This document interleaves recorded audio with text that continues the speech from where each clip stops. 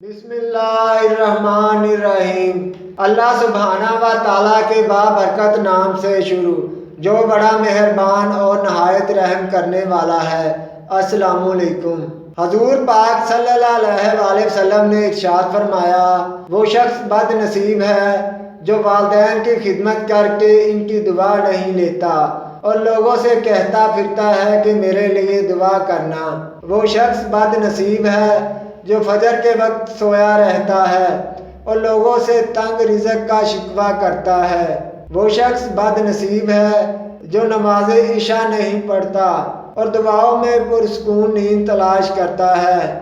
وہ شخص بد نصیب ہے جس نے ماہ رمضان پایا اور اپنے رب کو راضی نہ کر سکا۔ اور آپ صلی اللہ علیہ وسلم نے یہ بھی ارشاد فرمایا، جس نے میری ایک حدیث سنی اور دوسروں تک پہنچائی، قیامت کے دن اس کے لیے میری شفاعت واجب ہوگی۔ سبحان اللہ۔